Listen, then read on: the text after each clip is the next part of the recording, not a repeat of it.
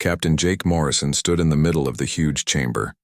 The walls reached up so high he could barely see the top. All around him sat the alien leaders of the Galaxy Council. They looked down at him like he was some kind of bug they found in their food. Jake had been coming to these meetings for 3 years now.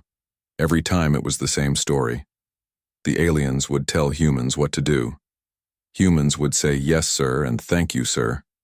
Jake was getting really tired of it. The Zephyrian Chancellor was speaking now.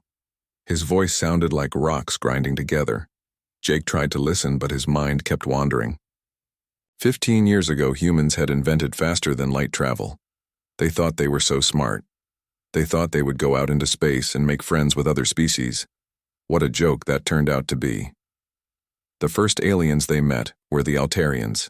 They had blue skin and 4 arms. They seemed nice enough at first. They told humans about the Galaxy Council.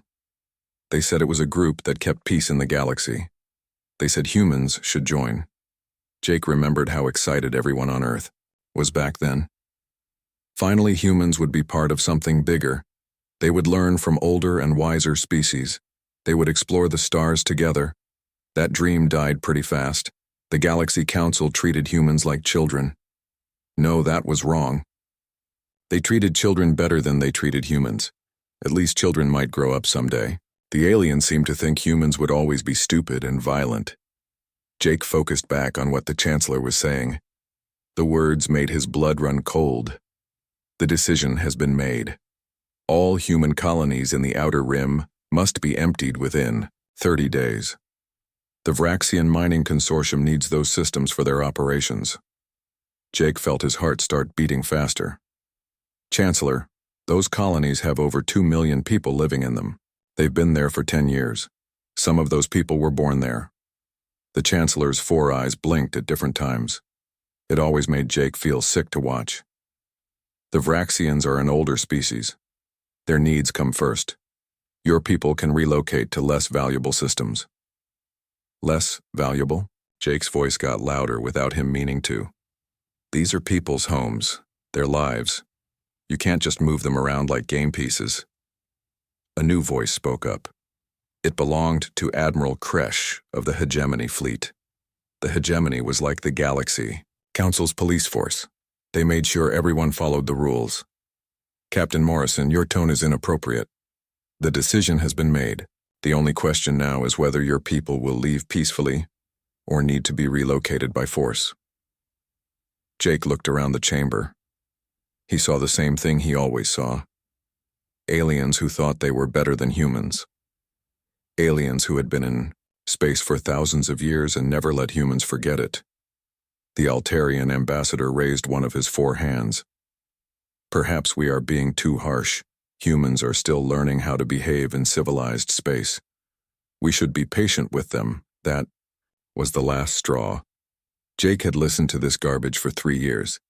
He had smiled and nodded and said thank you when these aliens treated his people like dirt. He had told himself it would get better. He had told himself that humans just needed to prove themselves. But it was never going to get better. These aliens would always see humans as lesser beings. They would always find new ways to push humans around, and humans would always be expected to take it with a smile. Patient? Jake's voice was quiet now, but somehow scarier than when it was loud. You want to be patient with us? He looked directly at the Altarian ambassador. Let me tell you about patience. For 15 years my people have been patient. We've followed your rules even when they made no sense. We've paid your taxes even when they were unfair. We've kept our military small like you demanded. We've shared our technology like good little neighbors. Jake started walking toward the center of the chamber. His boots made loud clicking sounds on the crystal floor. And what have we gotten for all this patience? You treat us like we're stupid. You take our colonies whenever you want them. You tell us where we can go and where we can't. You act like we should be grateful that you even let us exist. The chamber got very quiet. Jake could hear his own breathing. He could hear the aliens shifting in their seats. Some of them looked uncomfortable. Good. Captain Morrison, the Chancellor said. Slowly, you forget yourself. Humans are newcomers to galactic civilization. You have much to learn about proper behavior. Jake laughed. It wasn't a happy sound. Proper behavior? Is it proper behavior to steal people's homes? Is it proper behavior to treat an entire species like slaves? Is it proper behavior to make decisions about people without even asking them? Admiral Kresh stood up. He was big even for a Vraxian. His scales were dark red, which meant he was angry. You go too far, human. The hegemony will not tolerate this disrespect. Disrespect? Jake turned to face the Admiral. You want to see disrespect? You haven't seen anything yet. The captain took a deep breath. When he spoke again, his voice was calm and cold. For 15 years we've been nice. We've played by your rules. We've tried to fit in. We've let you walk all over us because we thought that's what civilized people do. He looked around the chamber one more time. At the Zephyrian Chancellor with his grinding voice. At the Altarian Ambassador with his fake concern. At Admiral Kresh with his angry red scales. At all of them. But you know what? We're done being nice. We're done following rules that only apply to us. We're done pretending that you're better than us just because you're older. Jake started walking toward the exit. He could hear the aliens talking behind him. Some sounded confused. Others sounded angry. A few actually sounded scared. That last part made Jake smile for the first time in months. He stopped at the door and turned around one final time. Those colonies in the Outer Rim? Our people aren't leaving. If you want them gone, you'll have to come and take them. But I should warn you about something. The chamber was dead silent now. Every alien was staring at him. Humans have been holding back for 15 years. We've been on our best behavior. We've been trying to be the kind of neighbors you said you wanted. Jake's smile got wider and somehow scarier. But you never wanted good neighbors. You wanted servants. Well, guess what? Humanity is fresh out of servants. He walked out of the chamber and let the door slam shut behind him. Behind that door, he could hear the aliens starting to argue. Some wanted to send the hegemony fleet right away. Others wanted to try diplomacy. Jake didn't care what they decided. He had work to do.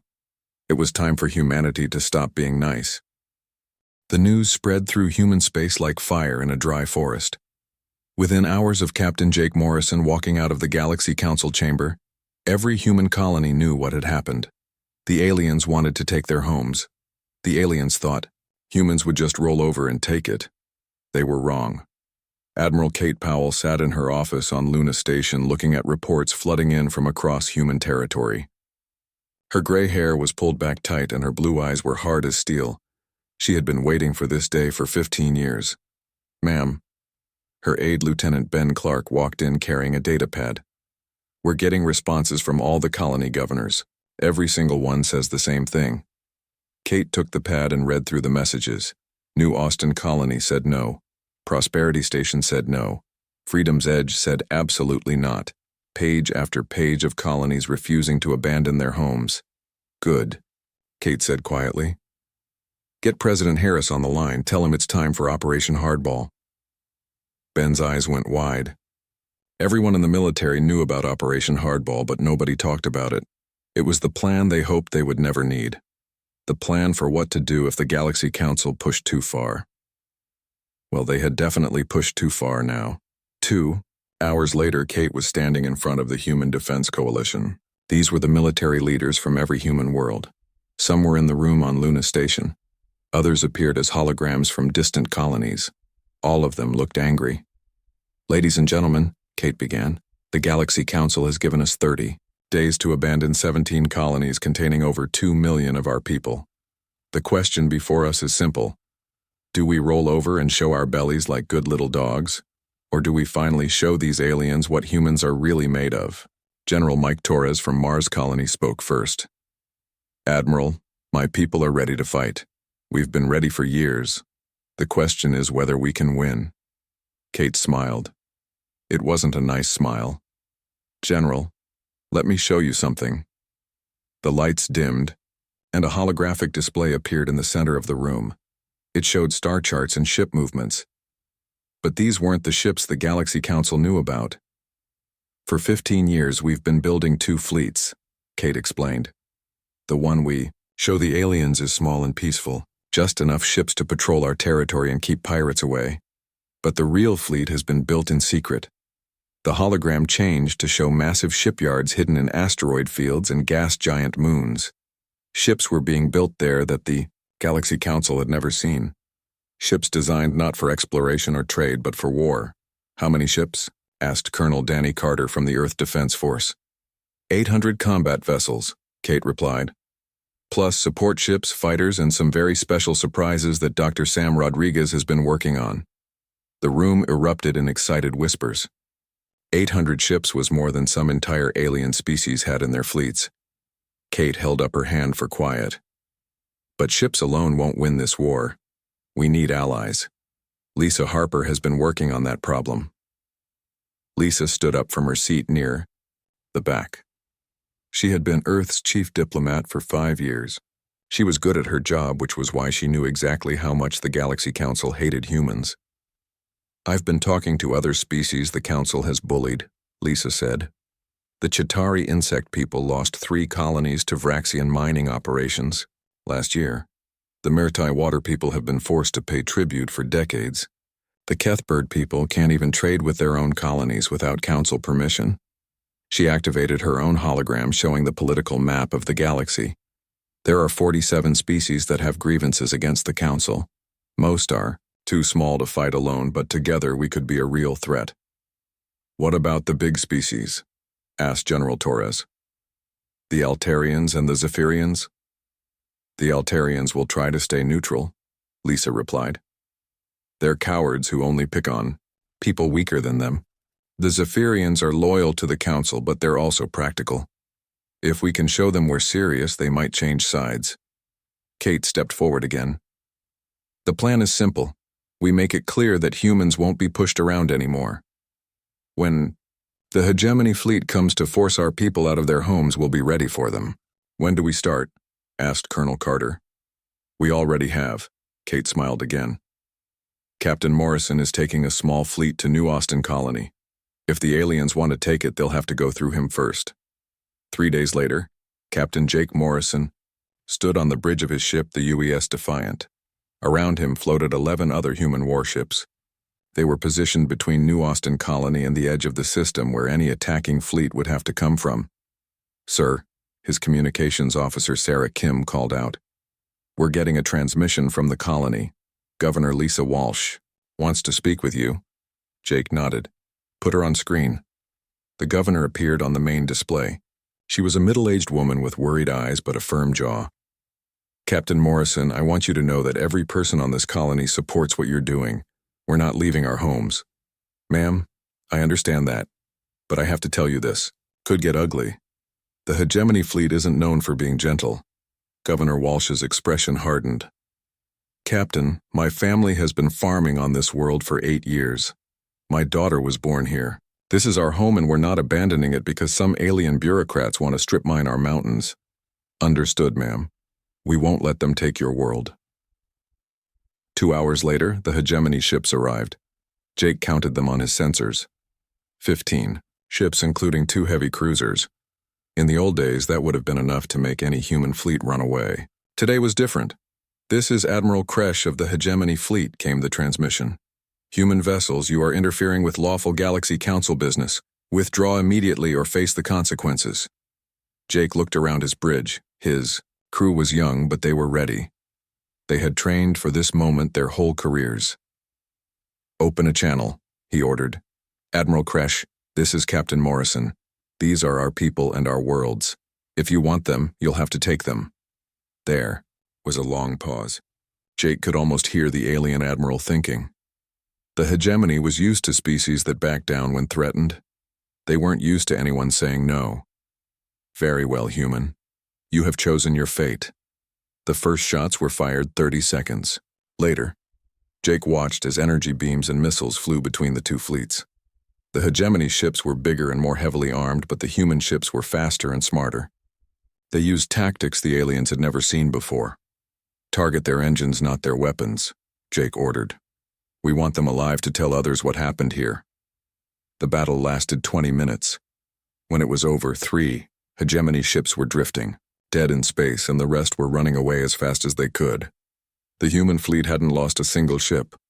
Jake opened a channel to the retreating aliens. Admiral Kresh, when you get back to your council, tell them something for me. Tell them the days of pushing humans around are over. Tell them we're done being nice. He closed the channel and looked at his crew. They were all smiling. Set course. For home, Jake ordered. I think we just started a war. The Galaxy Council was furious. News of the defeat at New Austin Colony had spread across the galaxy faster than anyone expected. Other species were starting to ask questions. If humans could beat the hegemony fleet, then maybe the Council wasn't as strong as everyone thought. Chancellor Vex of the Zephyrians called an emergency meeting. His grinding voice filled the council chamber as he spoke to the assembled aliens. This human rebellion ends now. We will send such a force that no species will ever dare challenge us again. Admiral Kresh stood at attention, even though his pride was badly wounded. 3 of his ships had been destroyed by a handful of human vessels. His superiors were not happy about that. Chancellor, I request permission to lead the response fleet personally. I have a score to settle with these humans. Granted, Vex replied. Take 500 ships. I want every human world to see our power. I want them to surrender before you even fire a shot. Kresh bowed low. It will be done, Chancellor. The humans will regret their defiance. 6 months later, the largest hegemony fleet in 50 years was moving toward human space. 500 ships of every size and type. Battleships that could crack planets. Cruisers fast enough to hunt down fleeing vessels. Fighters that swarmed like angry insects. It was a force that had never been defeated. The board. Humans were waiting for them at Kepler Station. Admiral Kate Powell stood on the bridge of her flagship, the UES Liberty. Around her were 200 human ships. Every vessel that could fight had been called to this battle. This was where humanity would make its stand. Admiral, her tactical officer commander Alex Stone called out, "Enemy fleet is dropping out of hyperspace. I count 496 vessels." Kate nodded calmly. "Signal the fleet. Execute Battle Plan Alpha." The human ships began to move in patterns the aliens had never seen before. Instead of forming a traditional battle line, they scattered into small groups. Each group had a specific target and a specific mission. Admiral Kresh watched from his massive battleship as the humans spread out. He laughed at what he thought was panic. "Look at them run. Order all ships to pursue. We'll destroy them one by one." That was his first mistake. Captain Jake Morrison was leading Fighter Squadron 7 in a desperate attack on the alien flagship. His small ship danced between the massive guns trying to find a weak spot. Behind him flew 20 more human fighters. "Remember the plan," Jake called over the radio. "We're not trying to destroy that ship. We just need to keep it busy." The fighters swarmed around the battleship like angry bees. They were too small for the big guns to hit easily, but too fast for the smaller weapons to track. The alien gunners grew frustrated trying to swat them. Meanwhile, something strange was happening to other hegemony ships. Human vessels would appear right next to them out of nowhere. They would fire a few shots, then disappear again. The alien sensors couldn't track them. "What is this?" Admiral Kresh demanded. "How are they doing that?" His science officer was staring at his instruments in confusion. "Sir, I'm reading massive energy signatures, but the ships just vanish. It's like they're phasing out of normal space." Dr. Sam Rodriguez had been working on the phase drive for 5 years. It let ships slip sideways out of normal space for short periods. They couldn't be seen or hit while phased, but they also couldn't shoot. It was perfect for hit-and-run attacks. Commander Stone was coordinating the battle from his position near Admiral Powell. "Phase Squadron 3 reports successful strike on enemy cruiser Vextar. Phase Squadron 7 is moving to attack the supply ships." Kate watched as her carefully planned battle unfolded. Each human ship knew exactly what to do. They had practiced this for months. The aliens were bigger and stronger, but the humans were smarter and faster. "Admiral," her communications officer, Lieutenant Ryan Beck, called out, "We're getting reports from all squadrons. Enemy formation is breaking apart." Kate smiled. The hegemony fleet was used to fighting enemies who would meet them head-on in a fair fight. They didn't know how to handle an enemy that refused to play by the rules. Admiral Kresh was getting desperate. His perfect formation was falling apart. Human ships kept appearing and disappearing like ghosts. His own vessels were bumping into each other trying to chase targets that weren't there. All ships concentrate fire on the human flagship, he ordered. If we can destroy their leader, the rest will surrender. Every gun in the hegemony fleet turned toward the UES Liberty. Thousands of energy beams and missiles flew through space toward Admiral Powell's ship. They all missed. The Liberty phased out just as the weapons arrived. It reappeared behind the alien fleet and launched a full spread of torpedoes at the supply ships. Impossible, Kresh whispered. No ship that large should be able to phase. He was right. In normal circumstances, a ship the size of the Liberty couldn't use a phase drive. But Dr. Rodriguez hadn't built a normal phase drive. He had built something completely new. Something that broke every rule the aliens thought they knew about physics. The battle turned into a nightmare for the hegemony fleet. Human ships appeared and disappeared at will. They struck fast and hard, then vanished before the aliens could respond. Ship after ship in the alien fleet was disabled or destroyed, but the humans weren't trying to kill everyone. They had a different plan. Target their life support systems, Admiral Powell ordered. We want survivors to tell the story. This was psychological warfare at its finest. Instead of destroying enemy ships, the humans left them floating dead in space with their crews alive but helpless. It was more terrifying than death because it showed how completely outmatched the aliens were. Captain Morrison's fighter squadron had finally found what they were looking for. A weak spot in the flagship's armor near the engine section. All fighters target the engine cooling system. Let's see how tough this ship is when it can't cool its reactors. 20 fighters dove toward the massive battleship. Their small guns couldn't penetrate the main armor, but cooling systems were always vulnerable. A few well-placed shots and the ship's engines would shut down automatically to prevent a meltdown. Admiral Kresh felt his ship shudder as the engines went offline. Emergency lights flashed red on his bridge. His massive battleship was now just a very large target. "Sir," his tactical officer called out, "we're dead in the water. Main engines are offline. We're defenseless." Kresh looked around his bridge at the faces of his crew. They were scared. The mighty hegemony fleet was being destroyed by a force, half their size, using weapons and tactics they didn't understand. "Signal the retreat," he said quietly. "Sir?" "I said signal the retreat," Kresh shouted. "All ships withdraw immediately. This battle is lost." The surviving hegemony ships turned and ran. More than half their fleet was left behind, either destroyed or drifting helplessly. It was the worst defeat in hegemony history. Admiral Powell watched them go. She could have ordered her ships to pursue and finish them off. Instead, she let them escape. The survivors would carry word of this battle back to the Galaxy Council. They would tell everyone what happened when you pushed humans too far. "Send a message to the retreating fleet," Kate ordered. Lieutenant Beck nodded. "What should it say, Admiral?" Kate thought for a moment. "Tell them that Captain Morrison sends his regards. Tell them that humanity is just getting started." The message was broadcast on all frequencies so every ship in both fleets could hear it. It was simple and direct. The humans weren't angry anymore. They were something much more dangerous. They were confident. Jake Morrison docked his fighter back on the Liberty and made his way to the bridge.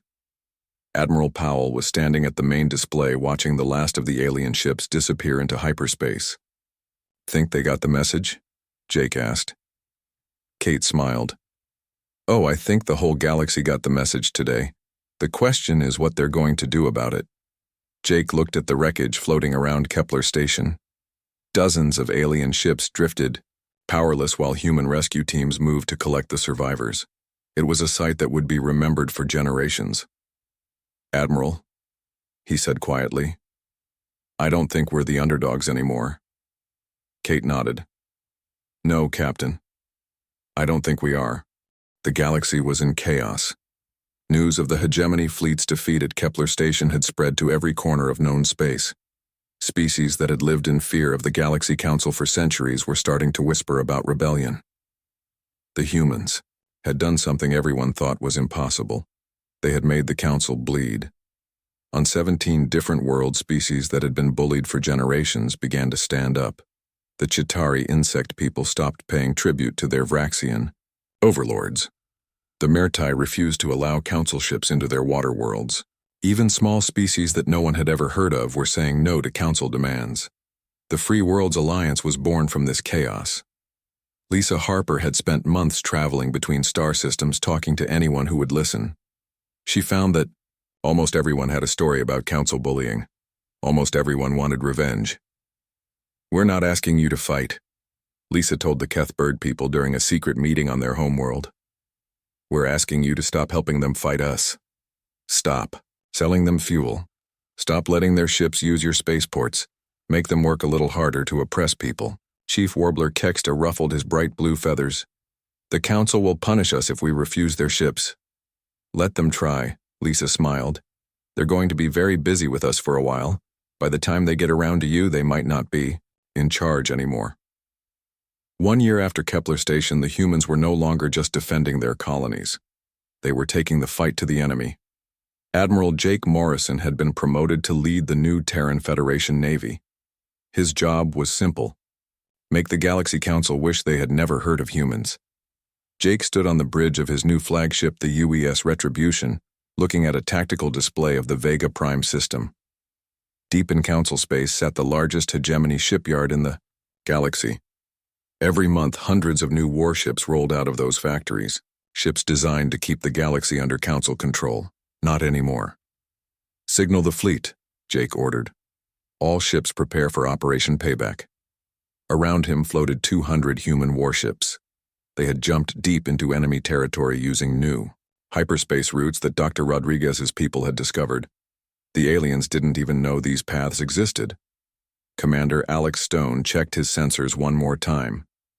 "Admiral, I'm reading heavy orbital defenses around the shipyard. At least 50 battle stations plus automated weapon platforms. This isn't going to be easy." Jake nodded. "It's not supposed to be easy. Easy doesn't send a message.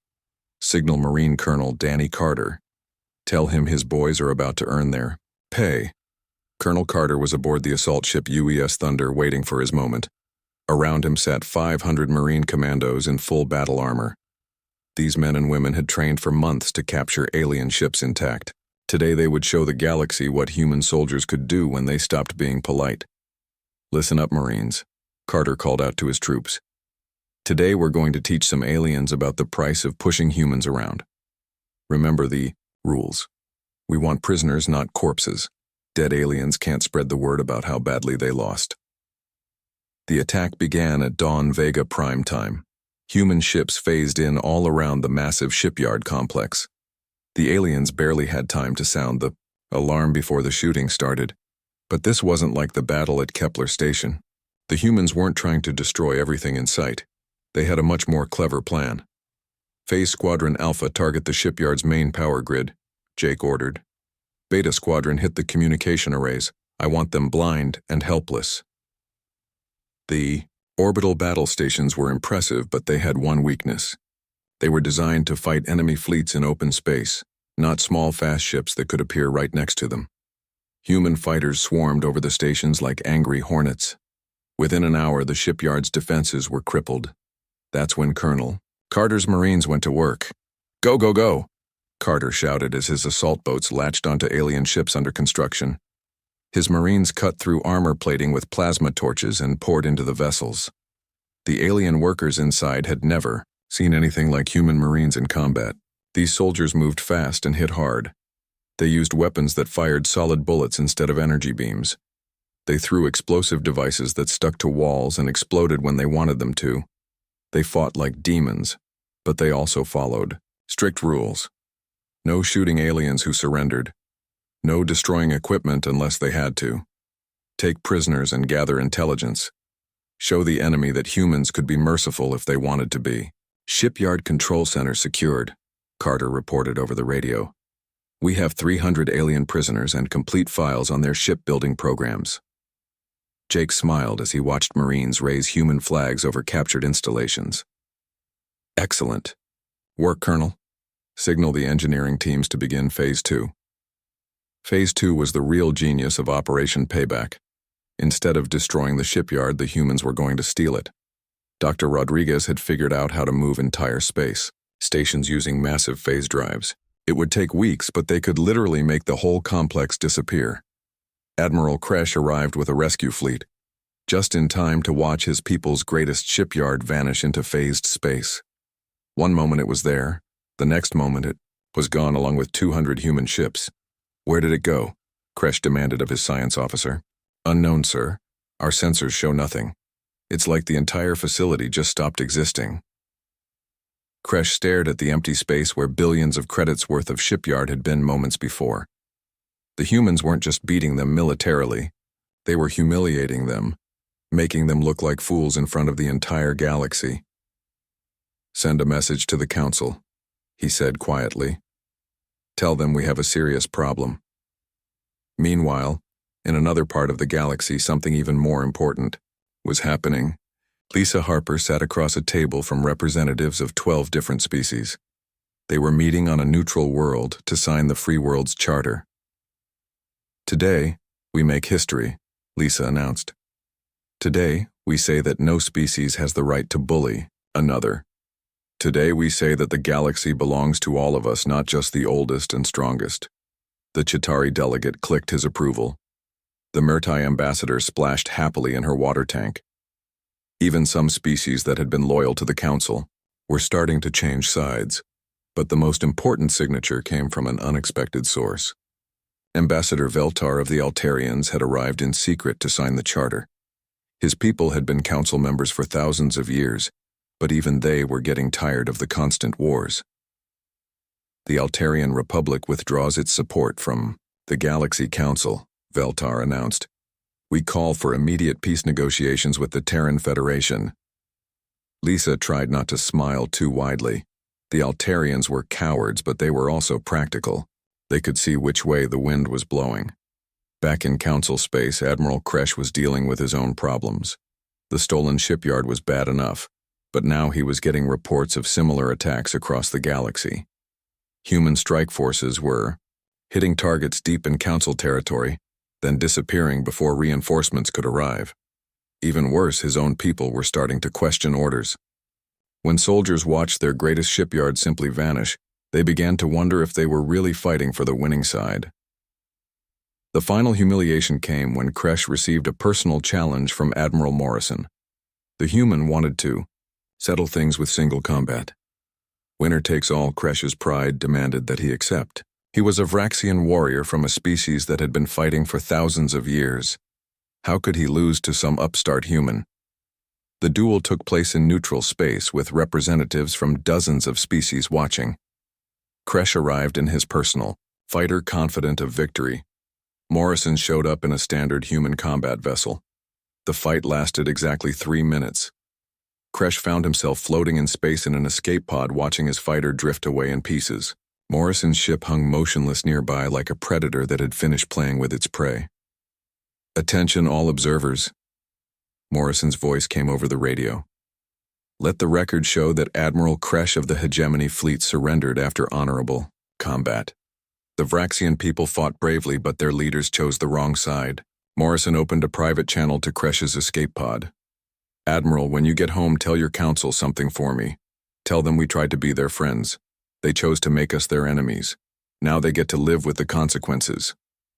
Kresh floated in his tiny pod, watching human ships jump away into hyperspace. Around him, ships from a dozen species were already turning to leave. The news of his defeat would spread across the galaxy within hours. The mighty Hegemony fleet had been beaten by a single human pilot. The Galaxy Council's reputation for invincibility was gone forever. On Earth, President Harris read the reports from Operation Payback with satisfaction. The stolen shipyard was already being moved to human space, where it would build ships for the Terran Federation. The alliance with other species was growing stronger every day. The Council's power was crumbling. Ma'am, his aide brought him a new report. Intelligence says the Council is requesting emergency peace talks. Harris laughed. Tell them we'll consider it. After they apologize for the last 15 years, after they return every colony they stole, after they pay reparations for their crimes. He looked out his window at the stars. Somewhere out there, the Galaxy Council way. 2 years after Captain Jake Morrison walked out of the Galaxy Council chamber, the building stood empty. The grand seats where alien leaders once looked down on humans were covered in dust. The crystal floors that once echoed with grinding Zephyrian voices were silent. Admiral Morrison stood in the center of that same chamber, but everything was different now. He wore the uniform of the Terran Federation president. Around him sat representatives from over 300 species. These weren't the arrogant bullies who used to run the galaxy. These were beings who had learned to treat each other as equals. The first session of the Galactic Assembly will come to order, Morrison announced. His voice carried to every corner of the chamber and to every world in the galaxy through quantum communication networks. Lisa Harper sat at the Secretary General's desk reading from a document that had taken months to write. The Universal Rights Charter was humanity's gift to the galaxy, a set of rules that would prevent any species from bullying another ever again. All sentient beings are created equal, Lisa began reading. No species, regardless of age or technological advancement, has the right to subjugate another. Every world has the right to self-determination. Every being has the right to live free from oppression. In the gallery, former Galaxy Council members watched quietly. Chancellor Vex of the Zephyrians sat in a simple chair instead of his old throne. Admiral Kresh wore civilian clothes since the hegemony fleet no longer existed. They had learned the hard way that being old didn't make you wise and being strong didn't make you right. The Chitauri delegate clicked his approval as each article of the charter was read. The insect people had suffered under Vraxian mining operations for decades. Now their worlds were free and their voices were heard. The Mertai ambassador splashed happily in her tank as Waterworld rights were guaranteed. Her people could finally trade freely without paying tribute to anyone. Even species that had been loyal to the old council were relieved. The Altarian representative had voted for every reform. His people had grown tired of constant wars to maintain council power. But the real change wasn't in the laws or the buildings. The real change was in how people thought. For the first time in galactic history, every species had an equal voice. The strong couldn't simply take what they wanted from the weak. Admiral Kate Powell stood at the viewing deck of the new Terran Federation headquarters watching the ceremony below. Beside her, Dr. Sam Rodriguez was explaining his latest invention to a group of alien scientists. The phase drive technology that had won the war was now being shared freely with everyone. Strange how it all worked out, Kate said to Colonel Danny Carter, who had joined her at the window. 2 years ago, we were begging them to treat us fairly. Now we're the ones making the rules. Carter nodded, but his expression was serious. The question is whether we'll do better than they did. Power has a way of corrupting people. Kate smiled.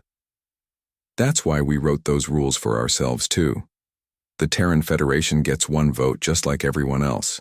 If we start acting like bullies, the rest of the galaxy can stop us. Down in the chamber, something historic was happening. The Vraxian representative stood up to address the assembly. His species had been the Galaxy Council's enforcers for centuries. Now he was asking for forgiveness. The Vraxian Republic formally apologizes to all species harmed by our actions, he said in heavily accented English. We were wrong to follow orders without questioning them. We were wrong to believe that might makes right. We ask for the chance to prove we can be better neighbors. Morrison nodded respectfully. The Vraxian people fought bravely even when their cause was wrong. There is honor in admitting mistakes and trying to fix them. The Terran Federation accepts your apology and welcomes you as equals in this new galaxy. The ceremony continued. For hours as species after species signed the charter. But the most important moment came when former Chancellor Vex approached the podium. The old Zephyrian looked tired and defeated. His grinding voice was barely a whisper. I ruled this galaxy for 30 years, Vex said slowly. I thought I was keeping the peace. I thought older species knew better than younger ones. I was wrong about everything. He looked directly at Morrison. President Morrison, your people tried to be our friends for 15 years. We treated you like children. We stole your colonies. We threatened your families. Yet when you won, you didn't destroy us. You gave us a chance to be part of something better. Vex paused, and his 4 eyes seemed to focus on something far away. I spent my life trying to maintain order through fear. You built something better through hope. The galaxy is in good hands. After the ceremony, Morrison found himself alone, in his old spot in the center of the chamber. Lisa Harper joined him there, looking around at the empty seats. "Remember when we used to stand here begging them to listen?" Lisa asked. Morrison nodded. "Seems like a lifetime ago. Back then, all we wanted was to be treated fairly. We never imagined we'd end up running the whole show." "Are you happy with how it turned out?" Morrison thought about that question for a long time. "I'm satisfied. We didn't set out to conquer the galaxy. We just wanted to be left alone to live our lives. When they wouldn't let us do that, we had to make them stop." Lisa looked at the new charter displayed on the wall. "Think it will last? Think we really changed anything? Look around." Morrison gestured to the empty chamber. 2 years ago, this place was full of aliens who thought they were better than everyone else. Today, we signed a treaty that makes all species equal. If that's not change, I don't know what is. Outside the assembly building, celebrations were happening on thousands of worlds. Species that had been enemies for centuries were working together. Trade flowed freely between star systems. Young beings from different worlds were learning, together in mixed schools. But the biggest celebration was on Earth, where it all started. In cities around the world, humans gathered to watch the news feeds from the Galactic Assembly. They had started as the galaxy's underdogs. Now they were its leaders. President Harris stood before a crowd in Washington, giving a speech that would be remembered for generations. Today, humanity proved something important. We proved that being right matters more than being strong. We proved that treating people fairly works better than threatening them. The crowd cheered, but Harris held up his hand for quiet. "But we also proved something else. We proved that nice people can be dangerous when you push them too far. We tried diplomacy for 15 years. When that failed, we tried war for 2 years. I hope we never have to make that choice again." In space above Earth, the Terran Federation fleet held a parade. Hundreds of ships that had fought in the war now served as peacekeepers. They would make sure no species ever tried to bully another again. Admiral Powell watched from her flagship as vessels from dozens of species joined the parade. Chitauri Hive ships flew alongside Murtai water carriers. Even some former hegemony vessels flew with Terran Federation markings. "Signal from the surface, Admiral," her communications officer reported. "President Morrison wants to know if you're ready to come home." Powell looked out at the stars one more time. Somewhere out there, former enemies were becoming friends. Somewhere out there, the galaxy was learning to live in peace. "Tell the president we're ready," she said quietly. "Tell him the job is done." As the fleet prepared to return to Earth, one ship remained behind. Captain Jake Morrison's old vessel, the UES Defiant, hung motionless in space. On its hull was a simple message visible to anyone who cared to look. "Humanity tried being nice for 15 years. Don't make us stop again." It was a warning and a promise. The galaxy was at peace now, but that peace was protected by people who had learned the hard way that sometimes you have to fight for what's right. The Galaxy Council had pushed too far and learned that humanity was done being nice. Now everyone could live with the consequences of that lesson. And for the first time in galactic history, those consequences were actually pretty good.